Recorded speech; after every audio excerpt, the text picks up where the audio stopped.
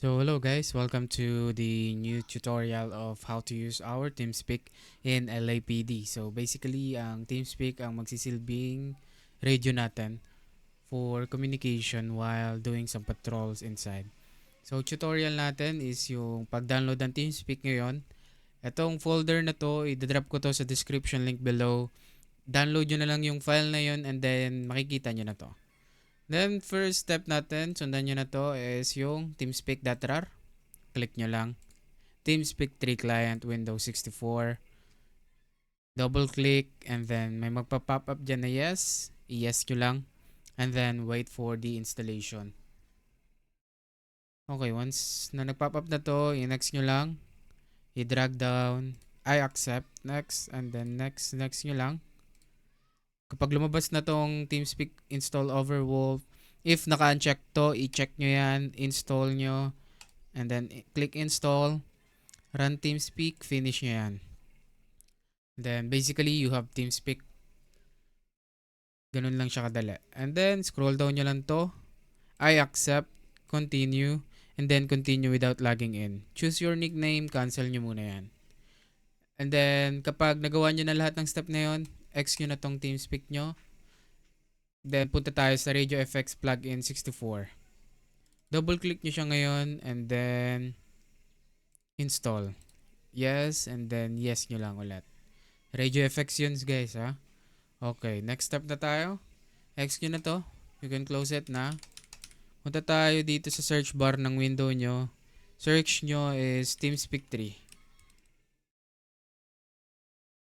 TeamSpeak 3, open file location. And then once na makita nyo tong TeamSpeak 3 client, right click nyo ulit, open file location. Okay, once you're here guys, scroll up nyo. Punta kang sound, default. Okay, lagay nyo lang yan dyan yung folder na yan. And then itong TS sound effect naman, TeamSpeak sound effect, double click nyo yan. Once na na-open yan, i-drag down nyo yan lahat dito, papunta sa folder na to. Replace nyo lang, then check, and continue. Basically, that's it. Meron na kayong TeamSpeak na fully set up. Okay, set up na muna natin yung mismong client nya. Open nyo yung TeamSpeak 3 client, punta kayo ng plugins, radio effects, and then radio effects. I-check nyo to, yung home and whisper. So, yung frequency range in, palitan nyo ng 320. Then, i-same nyo lang to ng 320 lang din. The ring modulator's gonna be 3,200 Hz. For me, 3,200 ang preference ko. So, much better if gagawin nyo lang tong 2,000 or 2,500. Then, sa destruction, gagawin ko siyang 8. Sa inyo guys, pwede nyo gawing 4 lang to. Frequency range out, 320 ko lang ulit to. 320 ko lang ulit to. Then, okay na tong radio effects. Connect naman tayo sa LAPD na mismo. Punta kayo ng Discord natin. If you're part of our Discord, scroll down, then TeamSpeak channel. Meron din ditong guys, pwede nyong gayahin tong settings na to. Pero personally, yung ginawa ko kanina yung mas prefer ko. Ito yung ating server link. Open nyo to, click nyo yung connections, connect, and then server nickname or address, copy nyo yan, and then yung nickname nyo, kung ano yung nickname nyo dito sa, natin, sa Discord. So, I'm Caleb Booker, current sergeant right now. Copy ko to. Tapos, punta tayo dito ulit sa nickname, and then connect.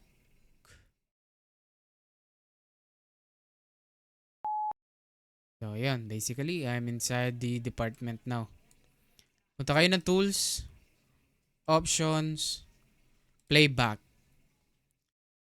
So, yung voice volume, recommend ko guys is 4.0. 4.0 ang ilalagay nyo. Sa sound pack is negative 19 or 18. check nyo tong own client, place my clicks. Then, check nyo tong isa, other client, play my clicks. Click apply. Ayan na siya. Naririnig nyo na yung radio click. Then, punta kayong capture. Push to talk. So, ayun guys, pinush to talk ko siya. Nawala na yung automatic radio click niya.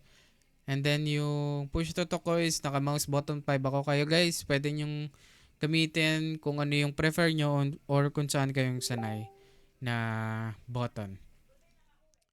And then, once you finish doing this one, click nyo yung OK. And then, once I click my push to talk, maririnig na nila lahat yan. Okay. Back to our tools again. Open your tools, options, and whisper. Dito naman, kapag nakapunta na kayo ng whisper, i-uncheck nyo tong dalawa. Yan. Once na na-uncheck nyo yan, punta kayo ng whisper list. Ay, i-apply nyo muna. Yan, apply and then punta kayo ng whisper list. Pag nandirito na kayo, maglagay kayo ng new. Yung hotkey na gagamitin nyo, mouse button 4 ang gagamitin ko. Click nyo tong servidor creado. Yan. And then, click nyo yung channels. Ang mga ilalapag nyo dyan is ito lang. Itong 4. Central LAPD Patrol, Supervisor, LAPD GED, and LAPD GED Supervisor. Then, click apply. Then, okay. So, basically, meron na kayong whisper. Maririnig na ng buong department yung sinasabi ninyo. Excuse me for that. So, next is paano nga ba makakapunta dito sa TAC 1, TAC 2, TAC 3, and TAC 4. Gawin natin yan. Click tayo ng hotkey. Add. And then yung hotkey ko for TAC 1 is Control 1. Click nyo tong Show Advanced Actions. Then, hanapin nyo yung Switch to Channel. Then, switch to channel ulit. Ibaba nyo TAC 1. Hanapin nyo yung TAC 1. Then, on current server. So, gawin nyo lang yun sa lahat ng TAC hanggang TAC 4. Control 1 for TAC 1. Control 2 for TAC 2. Basically, maglalagay ako ng Control 2. Connect to server. Oh no. Show advance. Switch to channel. Switch to channel. TAC 2 on current server. Then, Control T naman tayo. Control 3. Show advanced action. Tayo ng switch to channel. Switch to channel. And then, TAC 3 on current. Wait lang. Okay, Control 3. Make sure lang na tama yung hotkey nyo guys. Control 4 naman sa TAC 4. Then, show advance again. Switch to channel. Switch to channel. LAPD TAC 4 on current server. So, basically that's it. Control 1, Control 2, 3, and 4. And then, kapag tapos na yung situation nyo dito sa TAC 1 or sa kahit anong TAC man na nandoon ka, once na they call it a code 4, you can now go to your respective channel para magpatuloy ng patrol. So, balik kayo dito. Mano-mano nyo itong gagawin or pwede rin kayong gumawa ng hotkey nyo kung paano bumalik sa LAPD patrol. Next is the bookmark. Last one. So, in LAPD, bookmark, add to bookmarks. Bookmark name is LAPD Lobby. Para madaling makapasok sa ano natin, sa server natin. So, ang nickname ko dyan is 4151 Booker C. And then, ito yung ano natin, TeamSpeak server natin.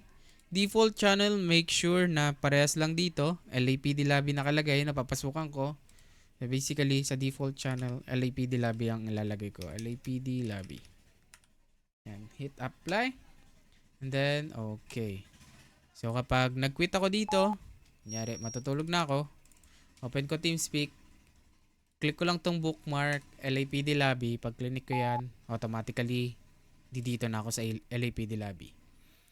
Next is the Central LAPD Patrol. Punta ko dito. Hit bookmark. Add to bookmark. Siyempre, papalitan mo tong bookmark name mo ng Central LAPD Patrol.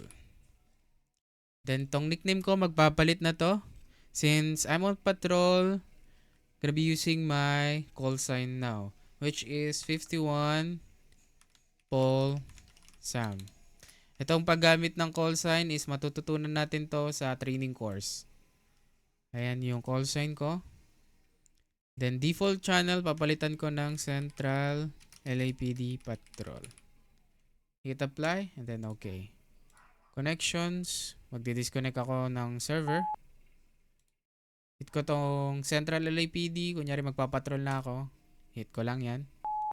Automatic 51 Balsam yung pangalan ko. Babalik ako ng lobby. Click ko lang yun. Iba na yung pangalan ko. 4151 Caleb Booker. And then ulitin natin, Central LAPD. 51 Balsam na yung pangalan ko. So basically that's it. Kung supervisor ka, syempre dito ka pupwesto sa supervisor area. Then punta ka ng TAC 1, control 1, 2, 3, and 4. Kung babalik ka, alt-tab ka lang, punta ka dito sa patrol. Okay, so yun. Thank you for watching guys. I hope na may natutunan kayo sa paggamit ng LAPD radio natin.